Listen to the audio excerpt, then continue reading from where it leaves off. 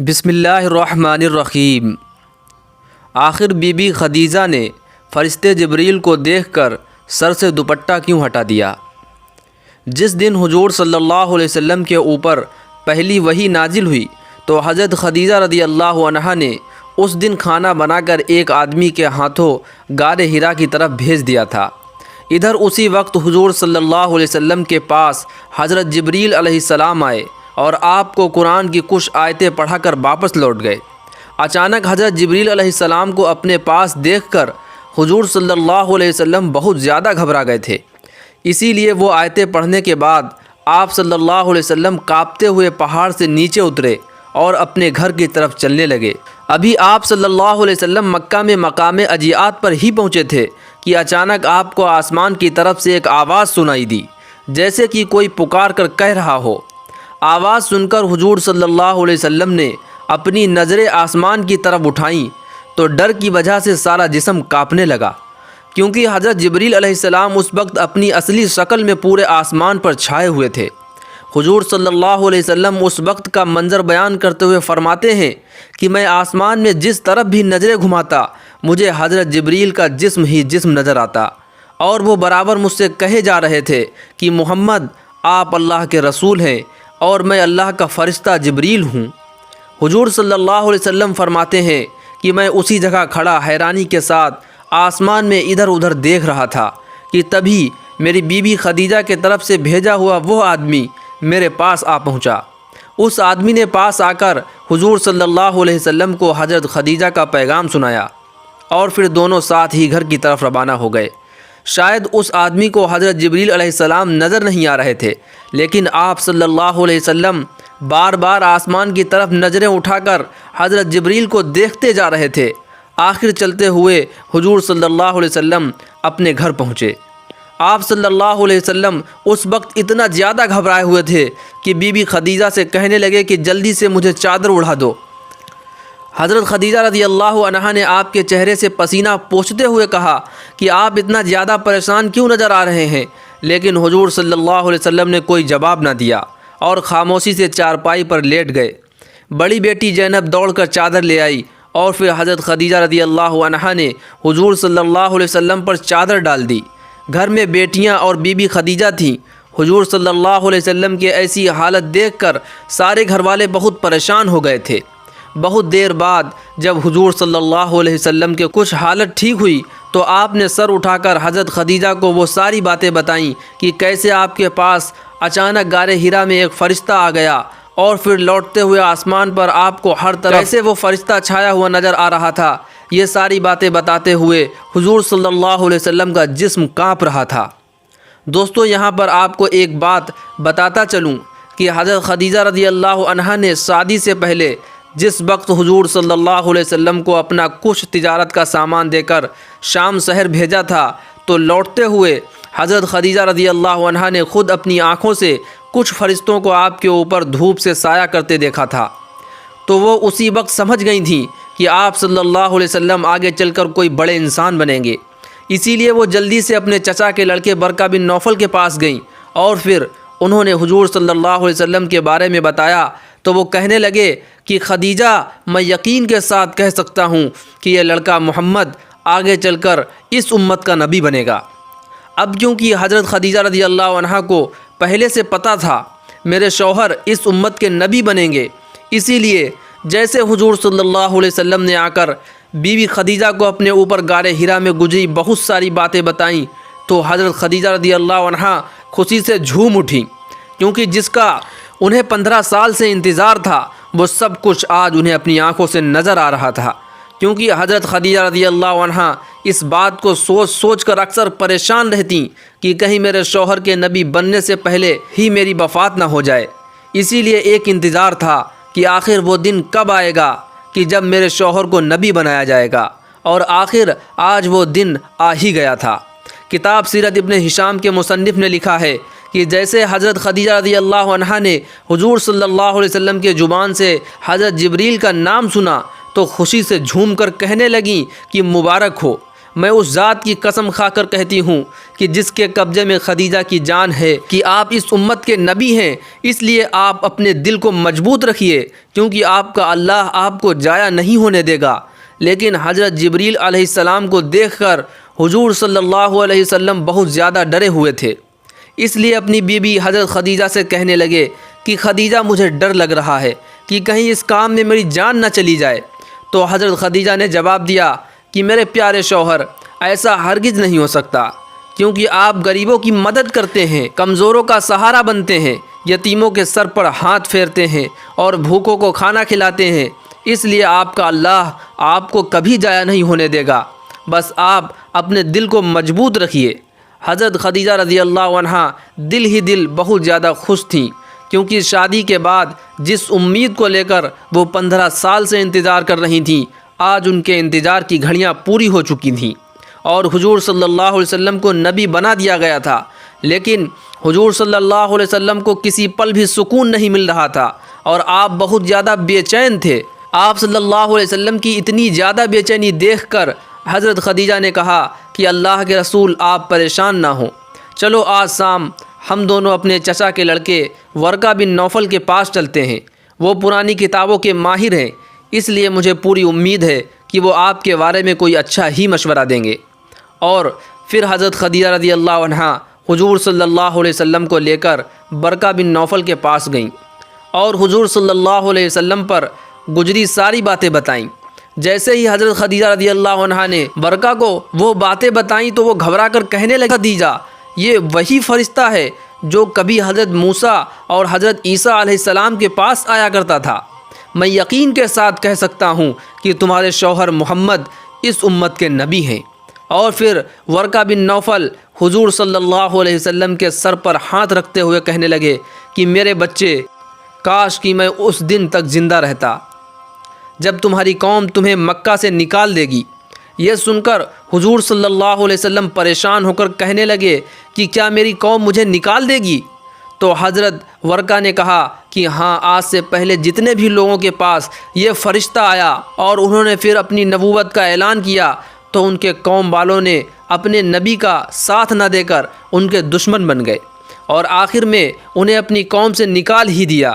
اس کے بعد حضرت خدیجہ رضی اللہ عنہا حضور صلی اللہ علیہ وسلم کو لے کر گھر آ گئیں اور پھر اگلے دن سے وحی کی ایک قطار بن گئی کہ کبھی کبھی حضرت جبریل علیہ السلام ایک دن میں 2 3 بار وحی لے کر آ جاتے، لیکن حضور صلی اللہ علیہ وسلم کی نظر جیسے ہی حضرت جبریل علیہ السلام پر پڑتی تو آپ اتنا زیادہ ڈرنے لگتے کہ بسا اوقات حضرت خدیجہ کی گود میں بیٹھ جاتے اور کہنے لگتے کہ خدیجہ مجھے وہ فرشتہ نظر آ رہا ہے۔ حضرت خدیجہ رضی اللہ عنہا نے جب حضور صلی اللہ علیہ وسلم کی اس قدر گھبراہٹ دیکھی اور آپ کے اندر تھوڑا سا شک بھی دیکھا کہ آپ کو یہ لگتا تھا کہ کہیں یہ فرشتے کی جگہ شیطان نہ ہو جو مجھے گمراہ کرنے کے لیے اپنے کو فرشتہ جبریل بتا رہا ہے، تو حضرت خدیجہ رضی اللہ عنہا نے جب حضور صلی اللہ علیہ وسلم کی ایسی حالت دیکھی تو ایک دن کہنے لگیں کہ میرے پیارے شوہر، اس بار جب بھی وہ فرشتہ آپ کو نظر آئے تو آپ مجھے خبر کر دینا۔ ابھی حضرت خدیجہ رضی اللہ عنہا کو یہ بات کہے کچھ ہی گھنٹے گزرے تھے کہ دوپہر کے وقت اچانک حضور صلی اللہ علیہ وسلم گھر آئے اور کہنے لگے کہ خدیجہ مجھے وہ فرشتہ نظر آ رہا ہے۔ یہ سن کر حضرت خدیجہ رضی اللہ عنہا جلدی سے زمین پر بیٹھ گئیں اور حضور صلی اللہ علیہ وسلم سے کہنے لگیں کہ آپ میرے دائیں پیر پر اپنا سر رکھ کر لیٹ جائیں۔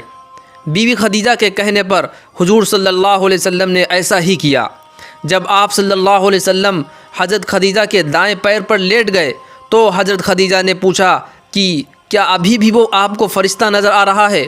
تو حضور صلی اللہ علیہ وسلم نے جواب دیا کہ ہاں، مجھے ابھی بھی وہ فرشتہ نظر آ رہا ہے۔ یہ سن کر حضرت خدیجہ نے کہا کہ اب آپ اٹھ کر میرے بائیں پیر پر لیٹ جائیں۔ حضور صلی اللہ علیہ وسلم نے ایسا ہی کیا اور پھر حضرت خدیجہ نے پوچھا کہ کیا ابھی بھی وہ آپ کو فرشتہ نظر آ رہا ہے؟ تو حضرت حضور صلی اللہ علیہ وسلم نے فرمایا کہ ہاں خدیجہ، مجھے ابھی بھی وہ فرشتہ نظر آ رہا ہے۔ پھر حضرت خدیجہ رضی اللہ عنہا نے حضور صلی اللہ علیہ وسلم کا سر اپنی گود میں رکھ کر پوچھنے لگیں کہ کیا ابھی بھی وہ آپ کو فرشتہ نظر آ رہا ہے؟ تو حضور صلی اللہ علیہ وسلم نے فرمایا کہ ہاں خدیجہ، مجھے ابھی بھی وہ فرشتہ نظر آ رہا ہے۔ یہ سن کر حضرت خدیجہ رضی اللہ عنہا نے کہا کہ آپ اپنی جگہ اسی طرح لیٹے رہیے۔ اور پھر حضرت خدیجہ رضی اللہ عنہا نے اپنے سر سے دوپٹہ ہٹا دیا۔ دوپٹہ ہٹاتے ہی سارے بال ہوا میں اڑنے لگے۔ پھر حضرت خدیجہ رضی اللہ عنہا نے حضور صلی اللہ علیہ وسلم سے پوچھا کہ کیا ابھی بھی آپ کو وہ فرشتہ نظر آ رہا ہے؟ تو حضور صلی اللہ علیہ وسلم نے جواب دیا کہ خدیجہ مجھے اب وہ فرشتہ نظر نہیں آ رہا، وہ کہیں غائب ہو گیا ہے۔ یہ سنتے ہی حضرت خدیجہ رضی اللہ عنہا کی خوشی کا ٹھکانہ نہ رہا اور کہنے لگیں کہ میرے پیارے شوہر آپ کو مبارک ہو، کیونکہ اگر یہ شیطان ہوتا تو میرے بال کھلتے دیکھ کبھی نہ شرماتا۔ میں اللہ کی قسم کھا کر کہتی ہوں کہ یہ اللہ کا کوئی مقرب فرشتہ ہی ہے کہ جیسے ہی میں نے اس کے سامنے اپنے بال کھولے تو وہ شرما کر آپ کے نظروں سے غائب ہو گیا۔ بی بی خدیجہ کی ایسی باتیں سن کر حضور صلی اللہ علیہ وسلم کا دل مضبوط ہو جاتا۔ اسی لیے آپ صلی اللہ علیہ وسلم اپنی بی بی خدیجہ سے بہت زیادہ محبت کرتے تھے اور ان کے وفات کے بعد اکثر ان کا ذکر کر کے رویا کرتے تھے اور حضرت عائشہ سے کہا کرتے تھے کہ عائشہ میری خدیجہ بہت اچھی تھی، اس نے میرے اس وقت ساتھ دیا جب ساری دنیا نے مجھے چھوڑ دیا تھا۔ میری خدیجہ نے اس وقت مجھ پر اپنا سارا مال لٹا دیا جب لوگوں نے مجھے ہر طرف سے محروم کر دیا تھا۔